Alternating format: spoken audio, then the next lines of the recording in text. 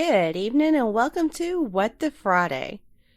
I hope you've had a good week, and if you're in the southeast, I hope you've stayed safe through all the storms. It's been kind of crazy this week. Now tonight, I'm going to bring you the story of a very little talked about serial killer. It's kind of gruesome, pretty graphic, so I'm just letting that be your warning now.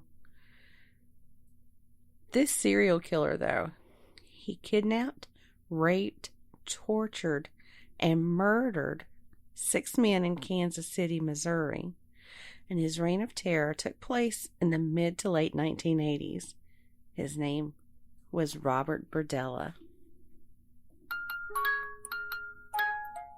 Welcome to What the Friday, the After Dark series presented by Mystery, Murder, and Magic.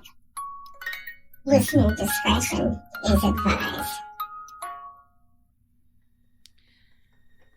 Robert Andrew Burdella, Jr. was born in 1949 to Robert Andrew Burdella, Sr. and Mary Louise Huffman Burdella. And at the time of Robert Jr.'s birth, the family lived in Ohio. And they were all devout followers of the Catholic faith and attended Mass regularly. When Robert was a child, he was a loner. He wasn't known to go outside and play, and he rarely, maybe even never, had friends over to play. But perhaps he was such a loner because he wore very thick lensed eyeglasses, and on top of that, he had a speech impediment. And Robert wasn't the athletic type either, but his younger brother was, so the boy's father had a tendency to dote more on the younger brother because of that. And because Robert Jr. didn't participate in sports, Robert Sr. viewed him as a disappointment. Like many others that we've talked about, Robert and his brother were often verbally and physically abused by their father. Now, where Robert wasn't the star athlete of the family, he was academically gifted. But Robert was not really interested in academics either. And that could be because he was being bullied in school. Now, around the time puberty hit, Robert figured out that he was homosexual, but he kept that a secret to himself, and he even had a girlfriend during his teenage years. Now, one big issue with Robert was his attitude, and I know, trust me, I know, I got a 13-year-old right now that is just going to be the deciding factor if I grow to be an old lady or not. But I know they have that attitude issue, but Robert came off as cocky and condescending and that holier than thou attitude. But the weird thing is it wasn't towards everybody. It was mostly towards women. When Robert Jr. was 16 years old, his father passed away from a heart attack that he suffered on Christmas Day. Now, through his grief, Robert took comfort in his religion and soon started studying other religions. But that just led him to become pessimistic towards all religions. And also during that year, Robert had seen the movie adaptation of the book The Collector by John Fowles. In that movie, the main character kidnaps a young woman and keeps her as his hostage in a dark, dingy basement. Now, after being in that basement for a couple of weeks, the woman dies from a disease even though her kidnapper tried to keep her alive. And that movie made a lasting impression on Robert. Now, adding to this teenage angst that Robert was going through was the fact that not long after his father passed away, his mom quickly remarried. Robert viewed this as his mom betraying his dad. At that point, Robert became even more withdrawn. And after he graduated from high school in the summer of 1967, he moved to Kansas City and enrolled in the Kansas City Art Institute. And at the beginning of his college studies, he was seen as this attentive and talented student. But by his second year of college, he had become this person who was unable to get along with authority figures. He also became a small-time drug dealer and became addicted to alcohol. But that's not where his downward spiral in college ended.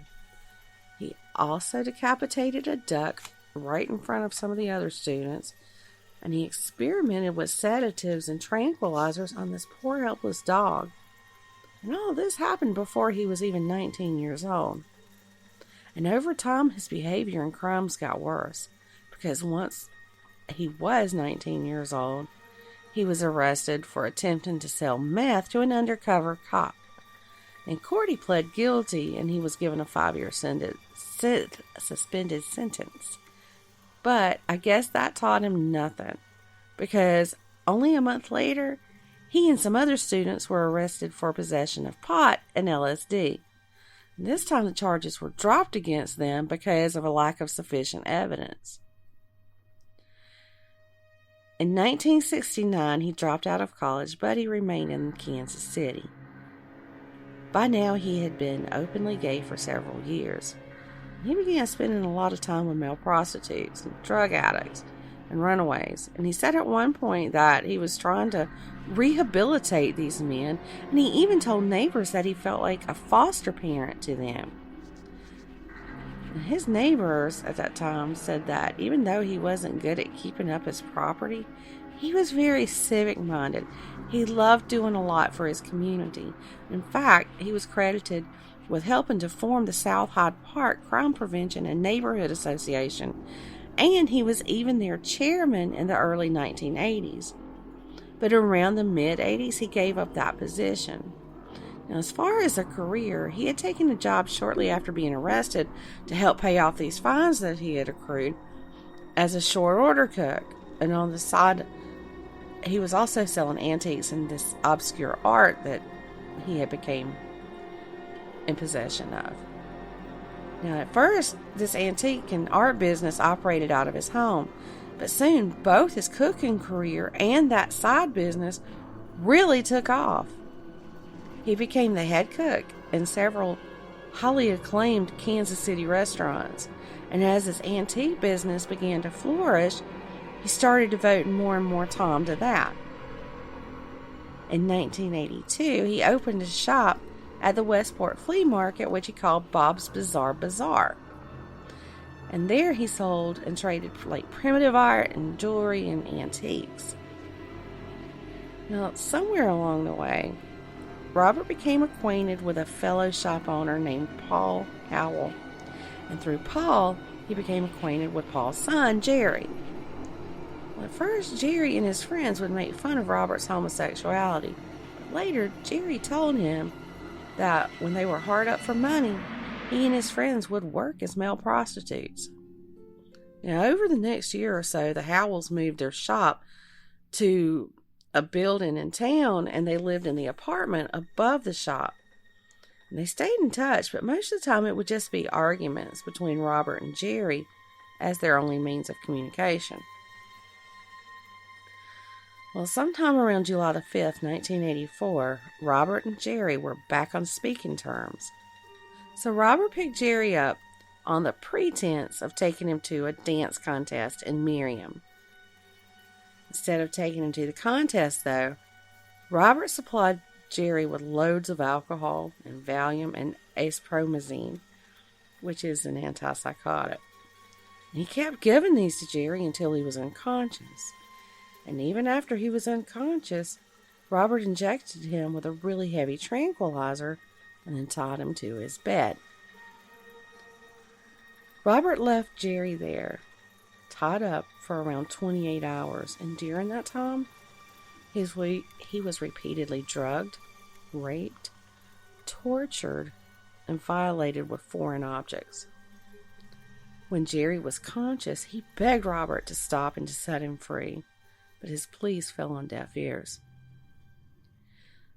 And Jerry died from either choking on his own vomit or suffocating from the combination of the gag in his mouth and the medicines that Robert was giving him. Robert then dragged Jerry's body, down to the basement, where he hanged him up over this large cooking pot. made several incisions in Jerry's elbows and jugular vein, and left him there overnight to drain him of his blood. The next day, Robert dismembered Jerry's body with a chainsaw and boning knives, wrapped each section in newspaper and trash bags, and then placed those in larger trash bags. Those bags were taken out to his outside garbage bins to be collected with the trash and taken to a landfill. So as you can see, Robert is pretty sick. The following April, he claimed his next victim. A 20-year-old man named Robert Sheldon, who used to live there as one of Robert's tenants, just showed up on Robert's doorstep. He was looking for somewhere to stay short term. So Robert let him stay there, but he soon became a nuisance to Robert. On the afternoon of April 12th, Robert came in from work to find Sheldon intoxicated in his home. And it infuriated Robert so much that he decided to take him as his captive, drugged him with some sedatives, and kept him in a bedroom on the second floor of the home. Torture was inflicted on Sheldon by swabbing drain cleaner in his eyes, inserting needles under his fingernails, and binding his wrist with piano wire, and also filling his ears with caulking. I mean, what makes you even think to do any of that? God, to carry it out. Jesus. Well, 3 days later, a workman came to do some scheduled repairs to Robert's roof, so it left him no choice but to suffocate Sheldon. Later, he dismembered Sheldon in a bathroom on the third floor of the home. Well, only 2 months later, Robert found a man that he kind of knew that was seeking shelter from a storm out in his tool shed. Well, the guy's name was Mark Wallace, and just as Robert had done with Sheldon, he invited Wallace into his home. Well, Robert noticed that Wallace seemed really tense and depressed, so he offered him an injection of chlorpromazine. Sorry about that. And that's another antipsychotic. Now, I don't know how he got his hands on so many antipsychotics. It sounds like he was pretty crafty about that. But anyway, he told Wallace that it would calm him down and relax him. So Wallace accepted his offer. 30 minutes later, Robert had taken him captive. Robert carried Wallace to a bedroom on the second floor, and from there he was tortured around the clock. Robert attached clamps to his nipples that he used to send electrical shocks through Wallace's body when he felt that Wallace was becoming conscious. He also experimented by sticking hypodermic needles into the different muscles in Wallace's back. An hour later, Wallace was dead. Now, after Wallace and over the next 3 years, Robert claimed 4 more victims, and each time his torture became more brutal. On March 29, 1988, at 1 a.m., Robert kidnapped his last victim. Christopher Bryson was a 22-year-old male prostitute that had been lured to Robert's house with a promise of payment for sex. Once they were there in Robert's home, Bryson was knocked unconscious with an iron bar. Once he was out cold, he was tied to a bed where he was tortured in many ways, including having his eyes swabbed with ammonia. Robert began trusting Christopher, and by the 3rd day, he trusted Christopher enough that he was persuaded to tie his hands in front of him instead of above his head, and he also asked Robert to leave the television on in that room. The very next day, Christopher was able to escape by burning his bindings with a book of matches that Robert had left in the room by accident. And from there, he jumped from a second-floor window wearing nothing but a dog collar, and in the process, he broke his foot. across the street, Christopher could see a meter reader. So he started running towards him, and the whole time he's running, he's screaming for him to call the police. Well, the meter reader led him into a house close by where the owners called the police for him. And once the police were there, Christopher, he told them everything that Robert had put him through over the last day or so. He told police how he was repeatedly sodomized, drugged, and he had drain cleaner injected into his throat to keep him from being able to speak very well. Now, Christopher was quietly driven to a nearby hospital while they had 2 police officers stay in the neighborhood to keep an eye on that house across the street. Well, after receiving treatment at the hospital, Christopher was questioned more at the police department, and one detail that he gave police was that Robert had shown him photos of other men who appeared to be dead. On the same day that Bryson had escaped, Robert was arrested on charges of sexually assaulting Christopher. And when the police arrived at Robert's house, Robert wouldn't let them in the house, but it wasn't long before they had obtained a search warrant. And once they were in the house, investigators found evidence that corroborated Christopher Bryson's statement. So, I'm sure it probably sounded pretty far-fetched until they had that evidence in front of them. They moved on into another room of the house, and they found a human skull in a closet. And in the backyard, they found a partially decomposed head. Other random body parts were found scattered throughout the house. Among evidence that was found were 334 Polaroid photos and 34 snapshots of victims, including Christopher. Some of those photos had been taken as the torture was taking place. And perhaps the most damning evidence of all was a notebook, or actually several notebooks.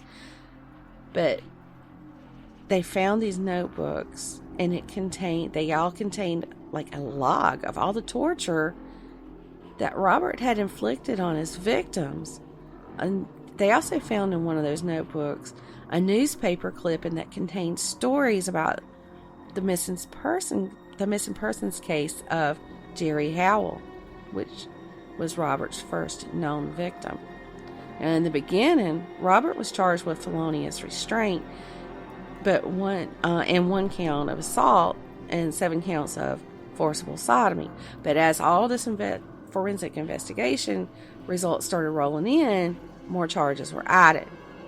The skull that had been found in the closet was proven to be Robert Sheldon's through dental records. And on the same day that Sheldon's identification was confirmed, 2 men called the Kansas City Police Department saying that one of the men in the pictures that had been released to the media was a high school friend of theirs, and that high school friend's name was Mark Wallace. Well, the police then contacted Wallace's sister, and she told them that he had been missing since around mid-1985. That head that had been found in the backyard would later be identified through dental records as Larry Wayne Pearson, Robert's 6th known victim.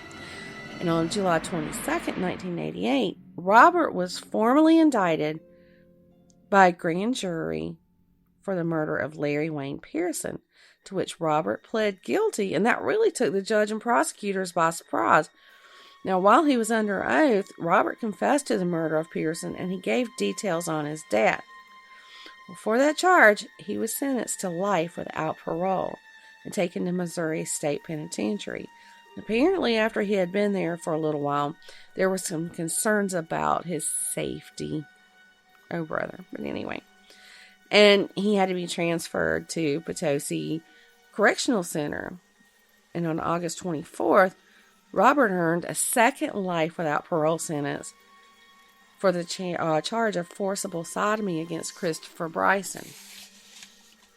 Now, To the other 5 murder charges that he was facing, he pled not guilty, but in the end he agreed to a plea bargain. If he would confess to who he had killed, how he had tortured them, how he had killed them, and where he had hidden their bodies, the prosecutors would agree to not pursue the death penalty. In December of 1988, Robert pled guilty to first-degree murder charge on Robert Sheldon and 4 counts of second-degree murder on the other victims. For those charges, he received 5 more life sentences without parole to be served concurrently. Those life sentences wouldn't be the longest in the history books, though. 4 years after his sentencing, Robert Burdella passed away at the age of 43 from a heart attack. And the judge who had overseen the court proceedings has been quoted as saying it couldn't have happened to a nicer guy. If Christopher Bryson hadn't escaped, I wonder just how many more victims Robert would have claimed. And I also wonder just how many other victims have met their demise at the hands of Robert Berdella. Now, Jerry Howell was his first known victim. There could have been victims before Jerry, and there could have been other victims between all these others, but I guess we'll never know for sure. And this story reminds me a lot of the Dennis Nielsen case that we talked about some months ago. I think that some of the serial killers like Nielsen and Robert Burdella and others, they like to keep trophies of their kills and maybe even have some sort of sick attachment to the bodies of their victims. But in the end, their trophies serve as evidence that puts them away behind bars.